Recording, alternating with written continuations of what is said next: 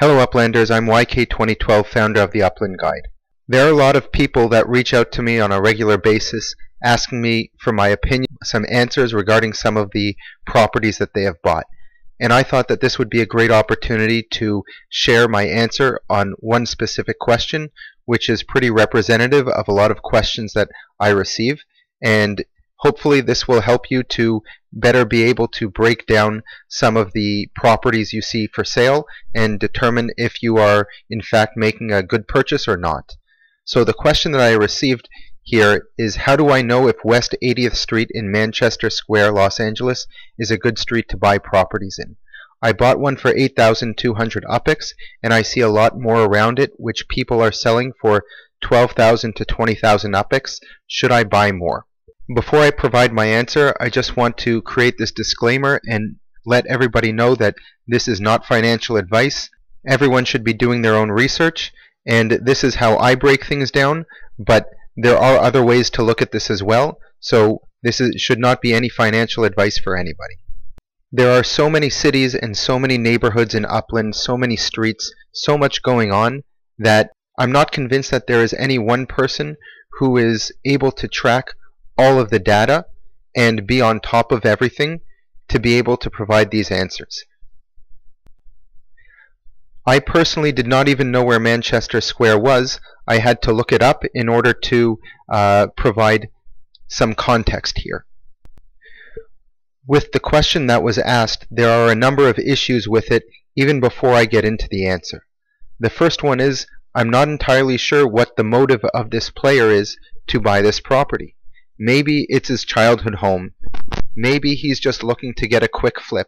Maybe he purchased it to try and complete the King of the Street collection, or maybe a City Pro collection. I'm not entirely sure what his motives are, so the answer that I provide might not be the answer that he's looking for because I might not know all of his intentions on why he was trying to buy this property.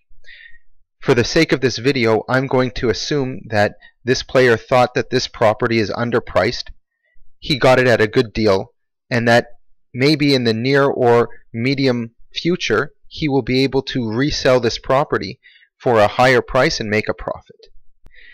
The second thing that jumps out to me from what was written is that he wrote that he bought it for 8,200 UPX without providing any additional context. I don't know how big the property is, therefore I don't know what the actual mint price was. Maybe he minted the property for 8,200 UPX, or maybe it was a property that cost 4,000 UPX and he paid a large markup for it. I'm not entirely sure, so it's difficult just based on this information to provide a proper answer. If I knew what the address was, I would have a lot more information. I would be able to know exactly what the size of the property is. I could also take a look at the street view and see if we see anything interesting. That's something that is important to a subset of players within Upland, but not everybody. I'm only going to look at this purely from the numbers standpoint and not look at any of these other factors, which could include street view, maybe if the property is a corner lot or something in the middle of the street. What is the shape of the property? If it's very long and skinny, will a structure fit on it? If a structure will not fit on the property, maybe that loses some of its value. I'm not going to go into those details. I'm just going to look at the numbers side of things. After asking some follow-up questions with this player, I did learn the address of the property, and I learned that the property is a 52 up-squared size, and that's going to be important moving forward as I show you additional things. The first thing that I like to do is head over to the website uplandoptimizer.com.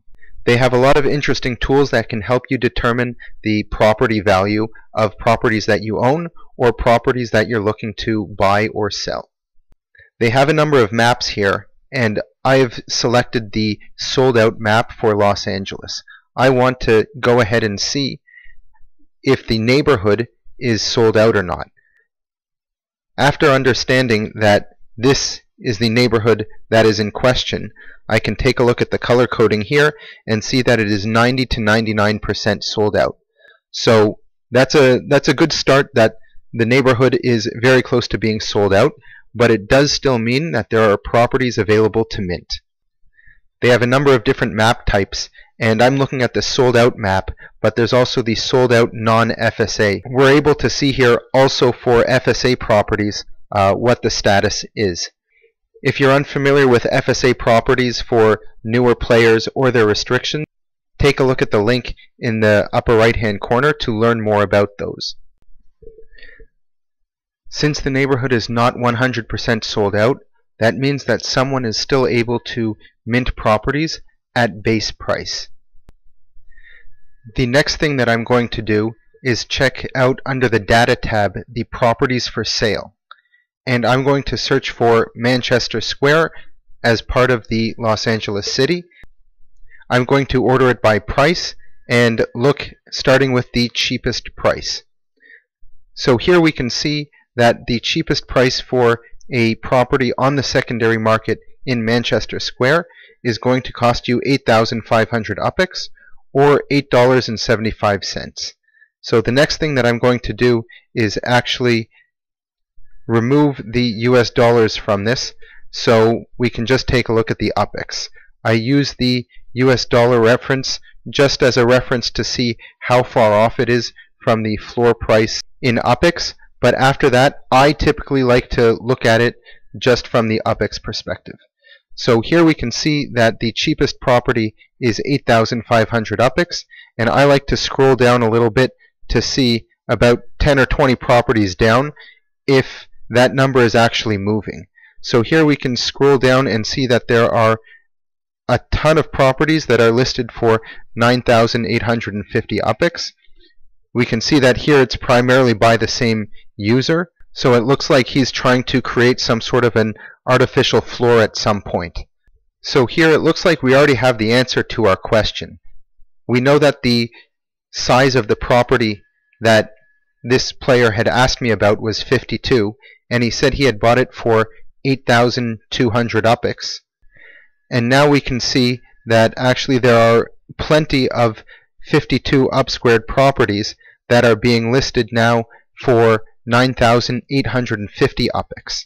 So this is something to take note of, but this is not actually the entire answer. We can see here that if he wanted to sell a property at 52 upsquared in this neighborhood, it looks like there are a ton that are being listed at 9,800 UPX. So taking a look at the cheapest property is a good idea, but I look further down because if I were to buy this at 8,500 UPX with the intention of selling it, I want to know how far away the next properties are in price from the one that I just bought. Another factor that is extremely important is not just the price, but also the markup. How much as a percentage are you paying more than the mint price for this property? It's also important to take into consideration that when you are buying a property on the secondary market for 8,500 UPX, for example, that is not the actual price that you will be paying. The buyer has to pay a 5% buying fee. The seller also pays a 5% selling fee of this price, and those fees go back into the community pool. So if I were to buy this property for 8,500 UPX, I would want to multiply that by 5% or 1.05, and this property will actually cost me 8,925 UPX. So that's something I want to keep in the back of my mind, even though I'm only going to be using this number, 8,500 UPX, and the markup of 114% as a benchmark. What I'm going to do next is now order this list not by price, but by markup. And that way I can see how much these players are selling these properties for as a percentage, because I want to also optimize my earnings. We know that at this point in time, every property in Upland, you earn 14.7% of its mint price. Now that can also increase depending on if you have that property in any sort of collection. But if you don't have it in a collection, you're still earning 14.7% of that mint price. Now, if you buy a property on the secondary market and you're paying more than the mint price, you are going to be earning less as a percentage. Now, based on the markup price, we can see that the cheapest one is at 109%, the second one is at 110%, and again, I like to scroll down about 10 or 20 properties to see if there is any big jump.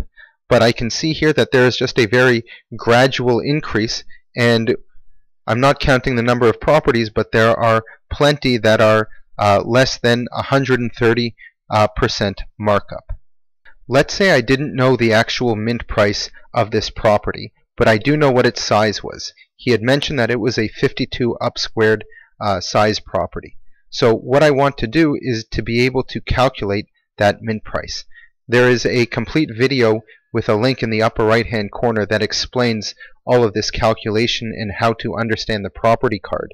But essentially what I'm going to be doing is I'm going to use one of these rows here in order to calculate the neighborhood value. So I'm going to take the mint price of the first row, which is 8,693.78, and divide that by its size of 69 to get a 126, I'm rounding this to the nearest whole number, 126 neighborhood value. So every property in this neighborhood has a base value of 125. So that's 125 UPX for each upsquared size. So now I know that the property is 52 upsquared. So I'm going to take this 126 and multiply it by 52. I know that the mint value of that property was 6,552 UPX. Again, I'm rounding this, and that will give me a minor error, but it is good enough for this calculation. I also know that this player purchased the property for 8,200, so I'm going to calculate the markup.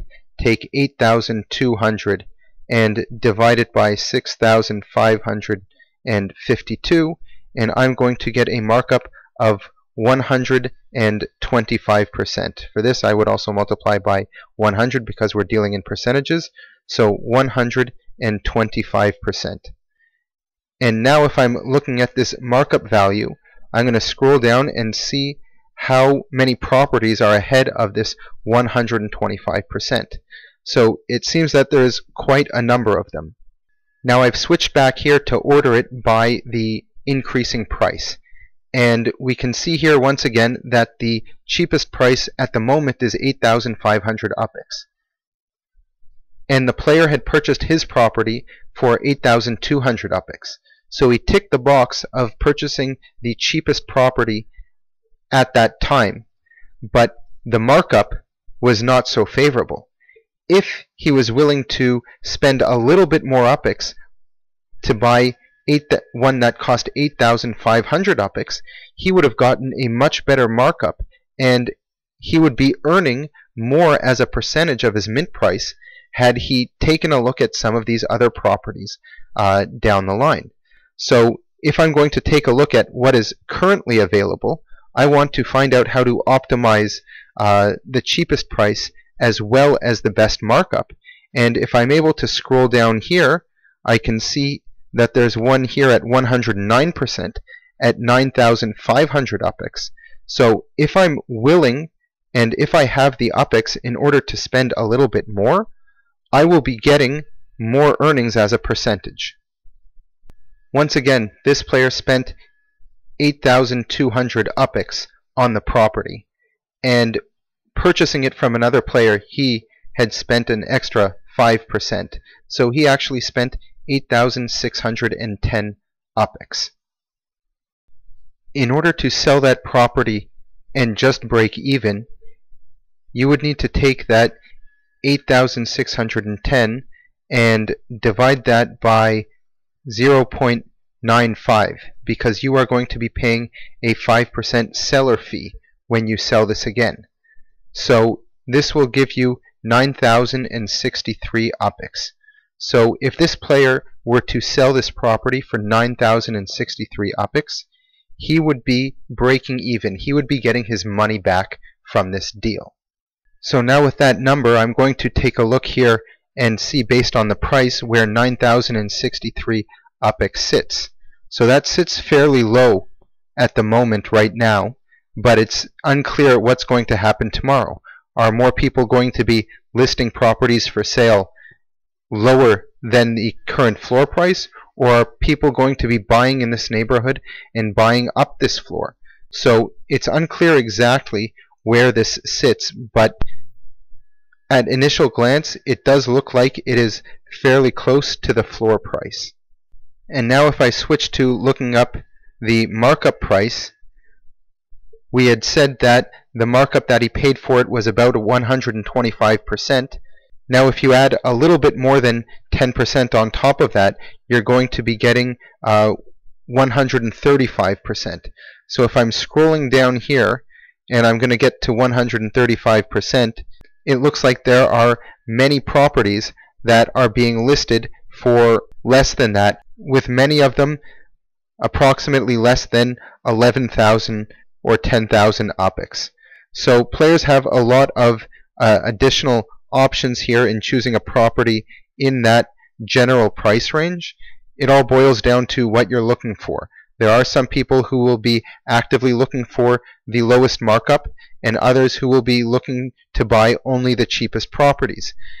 I like to look at some sort of a combination, so it's difficult for me to give a black or white answer, yes or no, whether this purchase was a good idea or not. It also depends on how much he's looking to sell it for, or how long he's willing to hold on to it for. If he realized that, wow, I really need this UPX, it looks like I might have made a mistake, he might try and sell it very quickly at a low price in order to try and regain as much money back as possible. If he is okay sitting on that property, the fact that the neighborhood is almost minted out would lead me to believe that the prices will continue to increase. Once again, not financial advice, but he might want to hold on to this and wait a little longer until he is able to make a profit off of that. Without understanding the situation that this player is in, whether he has additional liquidity to purchase other properties if he wants to, if he's willing to put more fiat money into the game to buy UPX, if he has other properties he's willing to sell, it's very difficult for me to say if this was a good purchase. So I believe that it is very important for every player to develop their own strategy when they enter the metaverse. There is a link below in the description that can take you to our website where you can read about some of these common starting strategies, and maybe you want to develop your own, or maybe you have your own way of looking at this game. One of the popular strategies is to try and find undervalued properties, purchase them, and sell them for a profit. And for that, you really have to be in tune with the market. You have to understand how to use some of the tools like this website. And you also have to understand that Upland is a dynamic game. There could be a contest that goes on that might drive the prices in this neighborhood or city up or down. There could be a new city that is going to be released that will also have an influence on prices in different cities and neighborhoods. So the game is extremely dynamic. There is absolutely no guarantee that the prices of these properties will be going up tomorrow. And this is why I preach doing your own homework, doing your own research, and if you are trying to buy properties and sell them very quickly for a profit, you do have to understand that the market can be quite volatile in the short term, and that doing your research is extremely important. I hope this video was of help. I hope this showed you a different way of looking at pricing properties and finding undervalued properties. If you haven't thought of your own personal metaverse strategy, I highly suggest you do by using the link in the description below. If one of the common strategies found there does not satisfy you, I do offer a personal consultation. You're more than welcome to reach out to me on any of my social platforms to inquire more about my services. Please leave any questions or comments below, like this video, and don't forget to subscribe.